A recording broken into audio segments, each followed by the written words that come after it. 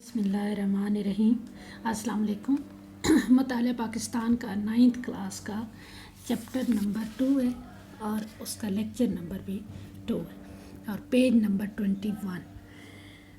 پچھلے لیکچر میں نے آپ کو تقسیم بنگال 1905 کا بتایا تھا اور اب آپ یہ دیکھیں کہ ہر چیز پچھلے کے ساتھ ریلیٹڈ ہے۔ اب یہ شملہ وفد ہے 1906۔ شملہ وفد جو ہے وہ کیوں گیا تھا؟ صرف اس وجہ سے کہ جو تقسیم بنگال ہوئی تھی اس کے بعد جب ہندوؤں نے اس کو ماننے سے انکار کر دیا تو دوبارہ جب اس کو حکومت نے 1911 میں کیا تھا، دوبارہ اس کی منسوخ کر دی تھی تقسیم، تو اس سے پہلے جب ہندوؤں نے اس کے خلاف مظاہرے وغیرہ کیے تو اس وقت مسلمانوں نے اپنا ایک سیاسی وفد سر آغا خان کی قیادت میں اپنے مطالبات لے کر وائسرائے ہند لارڈ منٹو سے شملہ میں ملاقات کے لیے بھیجا اور جداگانہ انتخابات کا مطالبہ کیا۔ شملہ وفد میں مسلمانوں کو وائسرائے کی طرف سے مثبت جواب ملا، لیکن اس وقت مسلمانوں کی کوئی سیاسی جماعت نہ تھی جس کی انہیں اس وقت ضرورت محسوس ہوئی، تو اس کے بعد انہوں نے مسلم لیگ قائم کی۔ جداگانہ انتخابات 1909 میں مسلمانوں کو اس کا حق دے دیا گیا۔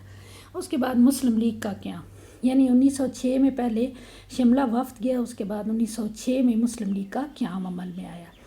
30 دسمبر 1906 کو ڈھاکہ میں مسلم لیگ کا قیام عمل میں آیا اور اب آپ اس کے محرکات دیکھیں۔ تقسیم بنگال 1905 اور ہندوؤں کا رد عمل، انگریزوں کا رویہ، مسلمانوں کا احساس محرومی، مسلمانوں کو سیاسی طور پر نظر انداز کیا جانا۔ ان محرکات کی وجہ سے مسلمان جو انگریز اور ہندو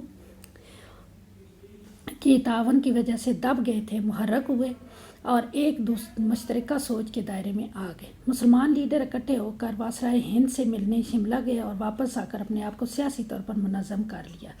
مسلمانوں میں برطانوی حکومت کے لیے وفادارانہ جذبات پیدا کرنا اور حکومت کی کارروائیوں کے بارے میں شکوک و شبہات طے کرنا، یہ مقاصد تھے مسلم لیگ کے۔ دوسرا مقصد تھا مسلمانوں کے سیاسی حقوق کی حفاظت کرنا اور ان کے مطالبات کو حکومت کے سامنے پیش کرنا، اور تیسرا مقصد تھا مسلم لیگ کے مندرجہ بالا مقاصد کو نقصان پہنچائے بغیر برصغیر کی دوسری اقوام سے تعلقات قائم کرنا، یعنی تعلقات اس صورت میں قائم کرنا کہ اپنے مقاصد میں ان کو نقصان نہ پہنچے۔ منٹو مارلے اصلاحات 1905 میں تقسیم بنگال کی وجہ سے ملک میں سیاسی بے چینی بڑھ گئی، ہندو اور مسلمان ایک دوسرے سے بیزار ہوتے جا رہے تھے۔ اس وقت حالات کی نزاکت کو بھانپتے ہوئے وزیر ہند مسٹر مارلے اور گورنر جنرل لارڈ منٹو نے مل کر ہندوستان کے لیے کچھ جو ہے وہ اصلاحات مرتب کی۔ برطانوی پارلیمنٹ نے ان اصلاحات کو مل کر انڈین کونسل میں ایکٹ 1909 کے نام سے پاس کیا اور اس کے تحت جو ہے اصلاحات کیا تھی؟ مرکزی اور صوبائی قانون ساز کونسلوں میں توسیع کر دی گئی، ٹھیک ہے، اور یعنی ان جو دونوں کونسلیں تھیں مرکزی بھی اور صوبائی، ان میں توسیع کر دی، ان کو وسیع کر دیا گیا، ان کے ارکان کی تعداد میں اضافہ کیا گیا اور جداگانہ انتخاب کا طریقہ رائج کیا گیا۔ مسلمان اس سے پہلے جو ہے یہی 1909 میں جو ہے وہ 3 سال قبل جو ہے منٹو مارلے ملاقات کے دوران اس کو کر چکے تھے منظور جداگانہ انتخابات۔ اس کے بعد آ گیا میثاق لکھنؤ 1916۔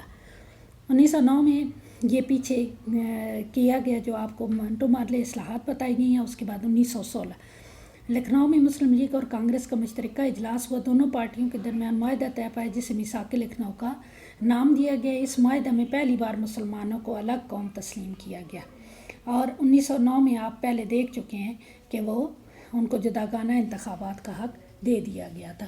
اس میثاق لکھنؤ کی وجہ سے قائد اعظم کو ہندو مسلم اتحاد کا سفیر قرار دیا گیا۔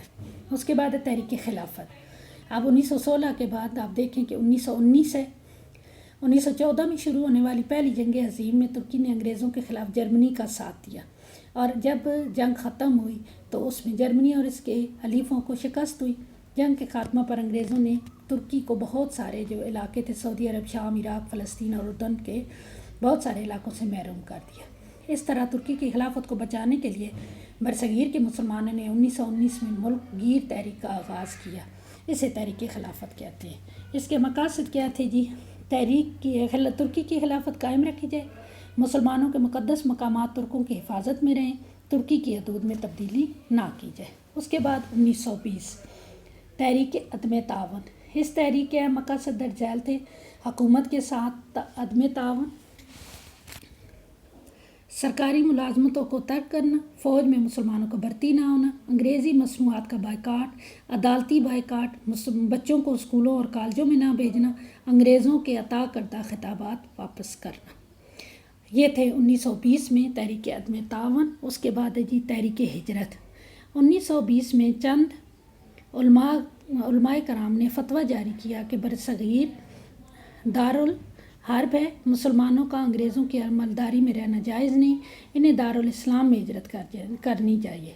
چنانچہ ہزاروں مسلمان خاندان اپنی جائیدادیں بیچ کر افغانستان ہجرت کر گئے۔ افغانستان نے ان کو اپنے ملک میں داخلے کی اجازت نہ دی اور انہیں مجبور کر دیا کہ وہ اپنے ملک واپس جائیں۔